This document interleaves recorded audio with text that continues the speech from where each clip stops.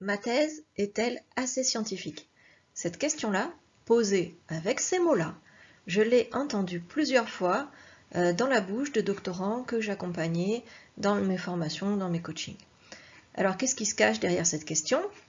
Je vais vous donner des réponses très concrètes, très précises, et les clés pour que vous puissiez évaluer votre propre thèse et savoir si elle est vraiment scientifique. Je suis Émilie Doré, je suis formatrice auprès des doctorants et des jeunes chercheurs, et je forme plutôt des doctorants qui sont dans des disciplines comme les sciences humaines et sociales, comme le droit, gestion, économie, lettres. En tout cas, je ne m'adresse pas, ou je m'adresse moins aux doctorants qui sont en sciences exactes, et cette précision sur cette vidéo en particulier va avoir son importance. Et tout d'abord, qu'est-ce que ça veut dire? Est-ce que ma thèse est assez scientifique? Ce terme scientifique, qu'est-ce qui se cache derrière? À vrai dire, quand on me pose la question, je ne pense pas que ce soit pour que je me lance dans des explications de fond épistémologiques sur est-ce que les sciences sociales sont vraiment des sciences, etc. C'est un débat qui est bien sûr très intéressant, mais je pense que quand on me pose la question, ça a une orientation beaucoup plus pratique et pragmatique. Ce que les doctorants veulent savoir, c'est est-ce que je suis en train de bien faire mon travail? Est-ce que mon travail correspond aux attendus? Est-ce que c'est un texte tout à fait banal que je suis en train de produire, un essai ou quelque chose qui serait comme une enquête journalistique? Ou est-ce que ça peut prétendre à autre chose? Et à quoi et comment? Voilà, il y a derrière une attente de réponses très pratiques et c'est ce que je veux vous apporter aujourd'hui. Alors, qu'est-ce que vous devez faire en thèse? Qu'est-ce qu'on attend de vous? Eh bien, vous devez produire un document où vous interprétez des données. Voilà, c'est tout, c'est ça une thèse, c'est tout simple, ça tient en 4 mots. Non, ne vous inquiétez pas, je vais vous expliquer de quoi il s'agit. Et ces 4 mots, eh bien, ils sont tous importants. Tous les 3, bon, on va laisser de côté l'article D, mais le vous, le interpréter et le donner, ils sont tous les 3 très importants. Vous, oui, c'est bien vous qui le faites. Donc, ce n'est pas simplement copier-coller la méthode, la théorie d'un autre. Il y a un engagement derrière de votre part. Il y a la création de votre propre posture et position de recherche. C'est vous qui faites le travail. Vous êtes présent dans votre thèse. Ça, c'est pour le vous, important. Une thèse est un travail original. Interpréter des données. Alors, je commence juste par données. Données, donc, c'est ce que vous avez recueilli sur le terrain. Donc, ce sont des observations qui vous sont propres, que vous-même, vous avez faites. Si vous êtes dans une matière comme dans une discipline comme les lettres, votre terrain, ça sera les ouvrages. Je dis terrain en général parce que je viens de la sociologie, c'est ce qui me sort le plus facilement. C'est ce qui me vient le plus facilement, mais voilà, le terrain peut prendre, si vous êtes en droit, votre terrain, ça peut être la jurisprudence. Donc, vous interprétez des données recueillies sur un terrain, voilà, recueillies avec méthode. Maintenant, le mot interpréter, qu'est-ce qu'il signifie? Ça, c'est vraiment le cœur. Pour interpréter des données, il faut une théorie. C'est la théorie qui permet d'interpréter les données. Si j'observe que les pommes tombent du pommier, donc mon observation, ce sont mes données, les pommes tombent. Pour l'interpréter, j'ai besoin d'une théorie. C'est la théorie de la gravité. Donc les pommes tombent vers le sol. Bon, je viens de vous proposer un exemple terriblement banal. Excusez-moi pour sa banalité, mais comme ça c'est très clair. Vous voyez le lien entre la théorie et l'observation de nos données. C'est ça qui permet de donner sens. Alors évidemment, mon exemple venait en réalité des sciences physiques et pas des sciences humaines et sociales. Parce que dans les sciences humaines et sociales, il n'y a pas de loi aussi stable, aussi claire, aussi déterminante qu'en sciences exactes. Pourquoi? Eh bien parce que les êtres humains ne se comportent pas comme des pommes qui tombent de l'arbre. En sciences humaines et sociales, on étudie des êtres humains et on peut On peut prévoir la trajectoire des comètes, mais on ne peut pas prévoir la trajectoire de vie d'un être humain. Ça n'est pas aussi stable. Il n'y a pas de loi théorique aussi stable qui puisse être dégagée. Est-ce que ça veut dire que du coup il n'y a rien à faire, on ne peut rien faire? Non, on peut tout à fait apporter du sens, on peut interpréter. Il existe des théories, il existe des tendances, il existe des lois qui peuvent prétendre à un certain niveau de généralité, pas total, mais certain. Simplement, donc en sciences humaines et sociales, il y aura des théories, mais elles sont plus souples qu'en sciences exactes. Donc vous pouvez les amender, vous pouvez les affiner, vous pouvez les retravailler, vous pouvez les actualiser. Donc ça, c'est important à comprendre. Donc, est-ce que votre thèse est assez scientifique? Eh bien, il faut aller vérifier si vous interprétez des données dans votre thèse. Si vous avez recueilli les données, si vous les interprétez en mobilisant des concepts, des théories, si vous-même, vous forgez votre propre position de recherche en développant cette démarche-là. Et je vais vous donner des critères très concrets que vous allez pouvoir appliquer, vous allez pouvoir aller regarder votre thèse et voir, vous allez pouvoir les appliquer pour savoir si vous faites bien les choses. Allons-y. Donc règle numéro 1 dans une thèse, vous choisissez des concepts qui vous servent à lire, entre guillemets, donc à interpréter, à analyser vos données. Donc vous allez vérifier que vous avez dans votre thèse des concepts, des théories que vous avez choisis de façon pertinente. C'est-à-dire que vous avez choisi non pas celles qui sont à la mode, celles que votre encadrant veut absolument que vous choisissiez, mais les théories ou les concepts, la théorie c'est un ensemble de concepts, le concept voilà c'est quelque chose, peut-être une notion plus isolée mais qui peut quand même être explicative. Donc vous allez choisir les plus explicatifs possible, les concepts dont le pouvoir explicatif est le plus élevé possible, c'est-à-dire les concepts qui permettent de comprendre le plus d'aspects possibles de vos données et d'englober le plus de contradictions possibles. Il y a toujours des petites contradictions dans les données. La majorité des enquêtés a dit ceci, mais il y a une minorité qui a dit cela et je ne comprends pas pourquoi. Le meilleur concept, ça va être celui qui va venir expliquer ce je ne comprends pas pourquoi, qui va être plus englobant, qui va permettre aussi de prendre en compte ces exceptions qui parviennent, de prendre en compte la contradiction. Voilà, le plus explicatif. Est-ce que vous les avez bien choisis? Et deuxièmement, est-ce que vous les avez réellement dans votre texte mis en contact avec vos données? Parce que des fois, je vois des doctorants qui ont un chapitre théorique très bien fait, très nickel, et puis un chapitre méthodologique où ils expliquent leur terrain, mais il faut faire discuter les deux. Il faut les mettre en contact. Je présente mes données, par exemple un extrait d'entretien ou un extrait d'ouvrage, et je l'explicite grâce à mon concept. Mon concept dit, ben voilà ce qu'il faut en penser, voilà pourquoi ça se passe, voilà pourquoi telle personne dit ceci, voilà ce qui se cache derrière. Donc, on met en contact les données et les concepts. Est-ce que vous le faites bien dans votre thèse? Est-ce que vous les mettez en contact? Non pas sur les 30 dernières pages, mais vraiment sur la majorité du texte de votre thèse. C'est de l'analyse et il faut qu'elle soit très présente. Et puis, il faut avoir une relation dynamique entre les données et les concepts, parce qu'on n'est pas en sciences exactes, donc les concepts, ils évoluent, il faut qu'ils évoluent au contact de la réalité. Ce sont des ajustements qui sont habituels, qui font partie des SHS.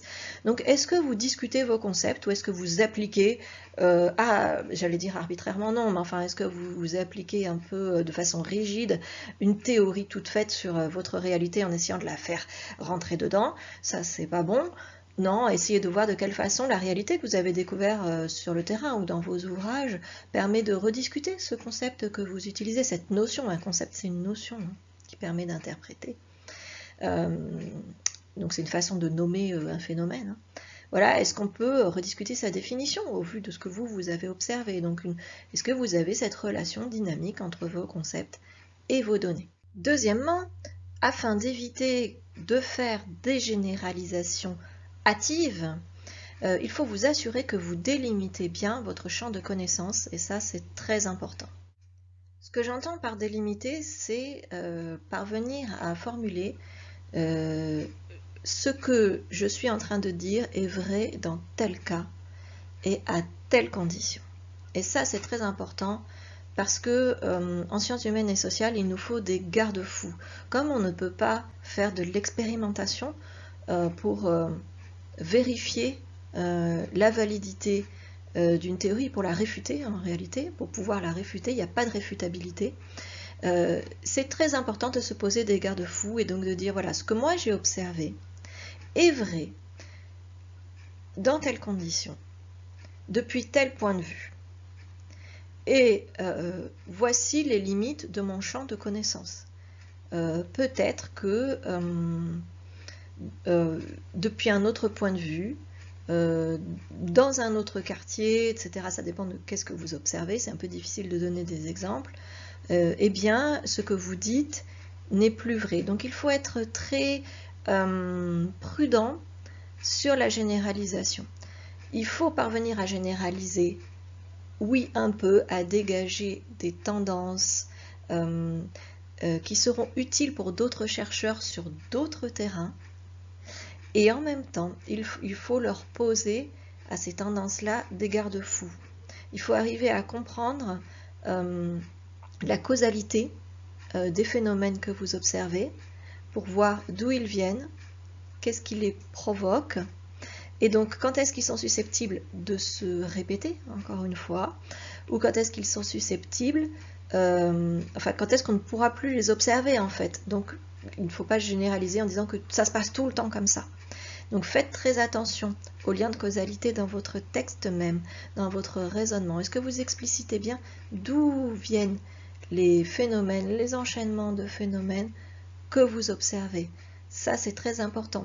Si vous êtes en anthropologie, en sociologie, est-ce que vous expliquez bien quel acteur fait tel axe? Et comme je le disais tout à l'heure, c'est important d'intégrer la contradiction. Donc, quand vous voyez sur votre terrain des éléments qui paraissent contradictoires avec ce que vous essayez de démontrer, de votre côté, ne les ignorez pas. Essayez de voir qu'est-ce que ça vient dire du concept que vous appliquez, de ses limites, de à quelles conditions il s'applique. Enfin, le mot-clé, c'est conditions. C'est à chaque fois que vous devez vous dire à quelles conditions ce que j'affirme là est exact, à quelles conditions c'est inexact. C'est un peu difficile et parfois vous n'y arriverez pas entièrement, mais il faut vraiment rentrer dans cette démarche-là. Le plus possible, il faut avoir cette tendance-là qui est en fait une forme de rigueur intellectuelle. Troisième point, vos énoncés doivent être mesurés et responsables. Bon, dit comme ça, c'est peut-être pas très parlant, mais je vais vous expliquer exactement de quoi il s'agit. Et là, c'est très très pratique. On va rentrer dans l'écriture même, hein, vraiment la formulation des phrases, puisqu'on me demande toujours ça, est-ce que le style est assez scientifique, etc. Je vais vous donner des indications pour aller le vérifier. Très honnêtement, je ne pense pas qu'il existe un style scientifique, hein, au sens d'un style littéraire. En général, quand on se focalise là-dessus, on se focalise sur l'apparence, sur le vernis, on essaye d'avoir l'air intelligent, de produire un texte qui a l'air vraiment très sérieux, rigoureux et intelligent, et le résultat n'est pas super, hein, ça donne des textes qui sont incompréhensibles, qui sont jargonnants, avec des tournures impersonnelles, voilà, plein de mots compliqués partout pour faire intelligent. Donc évitez ça, c'est pas une question de style scientifique, c'est pas ça. Vous pouvez avoir un style léger, un style agréable, vous pouvez faire des phrases courtes, vous pouvez... c'est comme vous voulez en fait, peu importe. Là vraiment je comprends pas qu'on se focalise sur le style. C'est pas ça la question. La question c'est le statut des énoncés que vous mettez dans votre thèse. C'est ça qui doit être clair. Peu importe la forme après qu'ils prennent, ça doit être quelque chose de personnel sur lequel vous pouvez être un peu créatif si vous avez envie. Mais là où vous devez faire attention, c'est vraiment le statut des énoncés. Qu'est-ce que j'entends par là? C'est-à-dire que vous ne pouvez pas affirmer n'importe quoi dans une thèse. Vous ne pouvez pas affirmer des généralités comme ça qui tombent du ciel, par exemple. Des choses dont vous considérez que tout le monde le sait, donc voilà, je l'affirme. des généralités sur les hommes ont toujours fait ça de tout temps, les femmes ont toujours fait ça de tout temps. En fait, les généralités, ce sont des choses où on suppose que tout le monde le sait, mais on ne sait pas d'où ça vient. C'est impossible à sourcer. Donc, des généralisations excessives, c'est une erreur de débutant, mais on la voit souvent, donc je vous le dis, faites-y attention. Les opinions aussi, ce qui relève de votre... simplement de ce que vous pensez, voilà, comme ça, mais qui n'a pas été étayé. À éviter absolument les jugements de valeur. Telle chose est injuste, telle chose se répète de façon injuste, telle personne est incorrecte, ceci devrait nous inciter à améliorer les choses. On n'est pas là pour juger la réalité, on est là pour la décrire et l'interpréter le plus minutieusement possible. Donc pas de jugement de valeur. Donc, les affirmations qui doivent être présentes dans votre texte, donc quand vous écrivez une phrase, vérifiez que c'est soit l'une ou soit l'autre de ces catégories que je vais vous donner. Ce sont soit des faits. Donc un fait, c'est quelque chose qu'on peut constater, qui n'est pas, qu'on ne va pas mettre en discussion. Soit c'est observable directement, un fait observable directement. Si par exemple je dis, dans mon quartier, la majorité des bâtiments ont 3 étages, quelqu'un peut venir et peut le voir, c'est observable directement, et donc si je le dis, on peut me faire confiance en fait, et je ne suis pas obligée de faire une étude approfondie, d'envoyer un drone, photographier pour le verser dans ma thèse, donc c'est quelque chose que je peux quand même aller affirmer de façon assez libre. Si je dis, en France il y a 67 millions d'habitants, en réalité personne ne peut aller l'observer directement. Ça ne s'observe pas, c'est trop grand comme nombre. Mais par contre, dans ces cas-là, on doit le sourcer. Et on peut le sourcer, ça, assez facilement. Il suffit d'aller sur le site de l'INSEE. On fait confiance, c'est un bon institut. Donc, on le source, on met la source. Donc, soit le fait, il est observable directement, soit il n'est pas observable directement. Dans ces cas-là, on va le sourcer.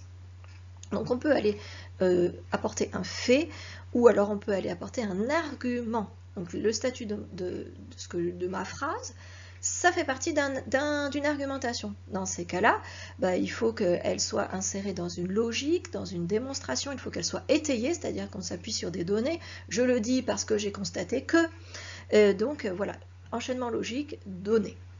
Ou alors, la phrase peut aussi être une interprétation théorique référencée, ou pas, ça peut être une interprétation théorique personnelle, on a le droit aussi. Hein.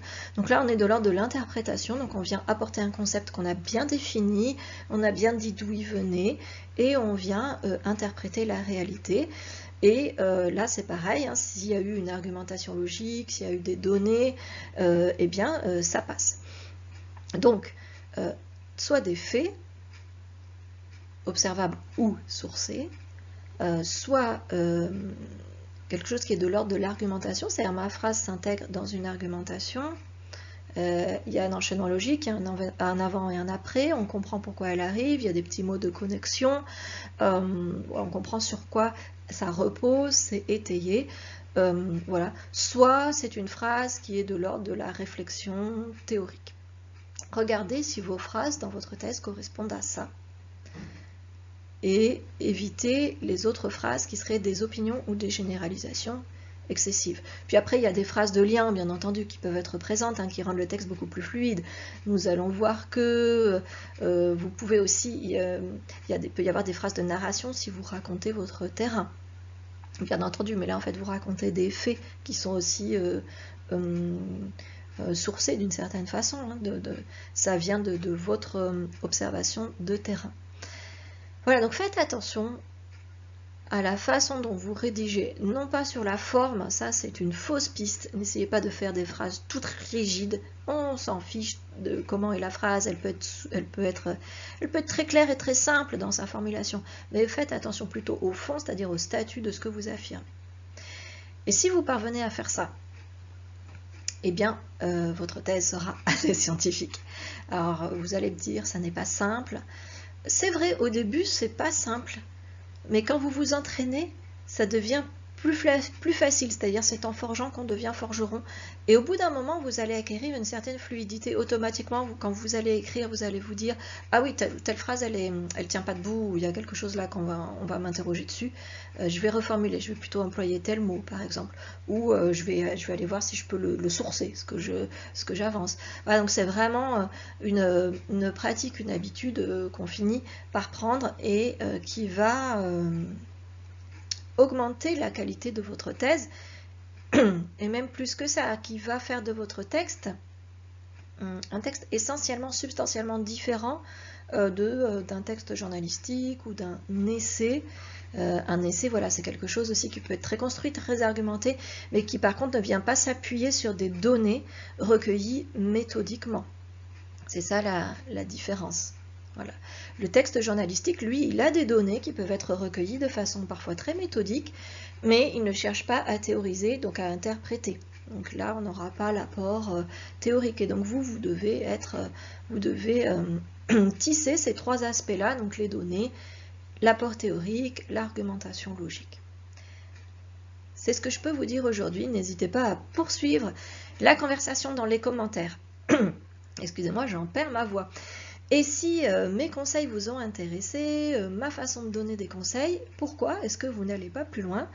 Est-ce que vous avez déjà téléchargé le livre blanc que je propose à ma communauté, où je donne mes conseils, qui s'appelle La Voix du doctorant. Mes conseils pour bien réaliser et bien vivre sa thèse. Et si vous ne l'avez pas encore fait, eh bien, je vous mets le lien en dessous de cette vidéo. Et je vous dis à très bientôt pour de nouveaux conseils.